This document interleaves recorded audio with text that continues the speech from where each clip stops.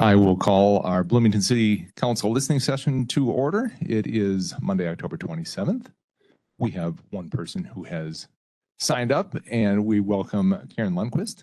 Good evening and welcome. Thanks for being with us. What we typically do is usually parse the time out depending on how many people are here. Given that you're the only one, what we generally do is try and keep the conversation to about 10 minutes per person, even if there's nobody else here, just so we maintain, some semblance of order and sanity and all that we talk about. So, Gloria, she understands. You understand. Very good.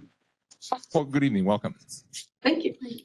So, I've met some of you before, and for those of you who I haven't met, nice to meet you. I will tell you starting that animals are my jam, and I love animals and I advocate for animals, and that's why I'm here today for two animal matters. The first one, well, let's start with the original reason, because I first came to the council meeting 2 weeks ago, expecting to talk during the public comment section of the meeting, and I didn't realize that you now have these listening sessions. And why I had come 2 weeks ago, because the Saturday before, so it was September 11th, I came here to go to the farmer's market. Went through the doors over by the police department from the parking lot and came out, and there next to the plants and the bushes, there was a little dead bird. And it hadn't been killed by a cat, and obviously it hadn't been hit by a car. So it became evident to me that it had hit the glass in the city council building and then died as a result of the collision. And I tried, and I came on Monday because all weekend I kept thinking about that poor little bird. And when I came on Monday for the council, I wanted to go through that entrance to go, and I had a bag with me, a little baggie. I was going to get the bird, and I was going to give it a proper burial, because I think all animals, all living beings deserve that. I couldn't get through that way, so hopefully the bird was up there. I don't know. But anyway, what it made me realize that at least city council, I have no idea, or civic plaza, I don't know about other city buildings, do not have the treatment, the anti-reflective treatment that's widely and easily available for windows to prevent that type of collision. As I was preparing to come 2 weeks ago, I learned that up to 1 billion birds die every year because of these collisions. And birds already have so many other enemies, both that we've created, whether it's pollution, the climate change that's restricting their environment, as well as cars and cats and coyotes and everything else. And we need to do our part, however small or big that might be, to help protect animals. And I know at the law school where I teach at the U, we put in the anti-reflective treatment for birds, and the students were finding like a graveyard of birds, on this patio, and no one wants to come to City Plaza and see a poor little bird dead. So, and I thought about the new community center with the windows there. So my ask is to put this treatment onto the windows of certainly the new community center, but also here where there's these beautiful windows on the back of the building that are wonderful. They let in all of this natural light, but they're really dangerous for all of the wonderful birds that I think so many of us love.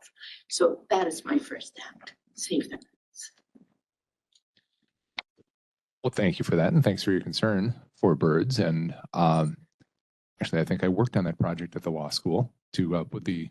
Really? Yeah, I think so. I was in communications at the U, and I think I was one who ended up in front of the cameras explaining why we did that and why during the construction of U.S. Bank Stadium as well. So it all kind of worked together. So, but thank you for that, and thanks for bringing that forward.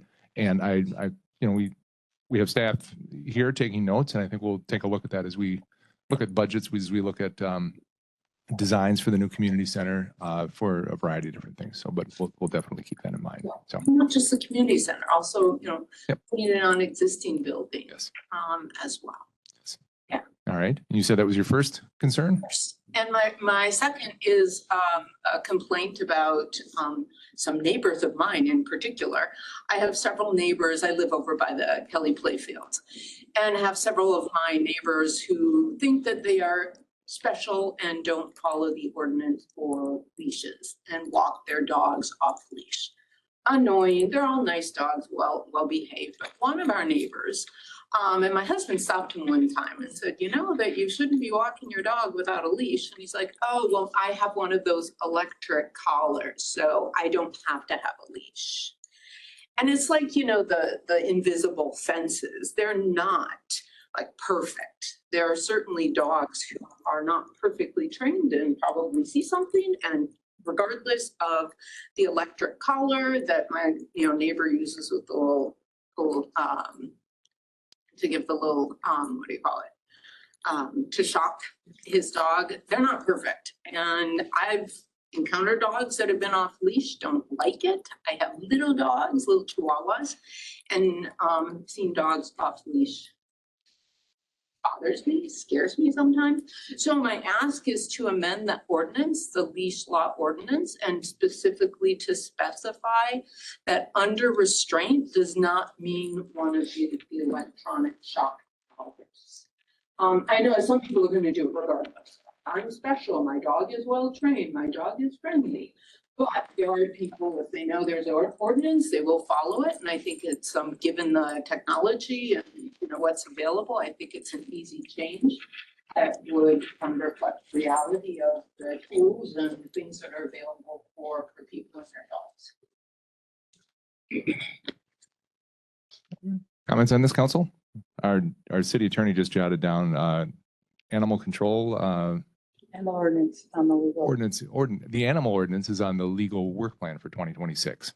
So that will be one thing that we will take in under consideration. So and all of the ordinances? All the animal ordinance. All the animal control. Yeah. I'll add that one too. Okay. Tethering should not be allowed because it's just bad for animals to have, be on a chain or whatever it would be. All right. That one in there. Okay, thank you. Now that I know, I'll think of some others to come back for more. Council, any questions, comments, or anything regarding either bird strikes or off-leash dog? All right. Is there anything else?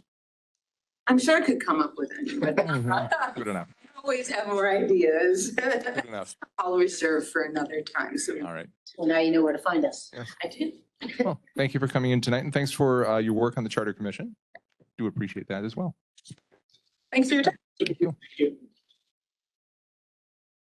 I see we have just a couple more folks who have joined us in the chambers. We're You just listening in tonight. Just listening in tonight. Don't want to participate? No. Okay. Okay. Well, council, we'll give it, how about if we give it one more minute, see if anybody shows up? Otherwise, we will adjourn and head downstairs.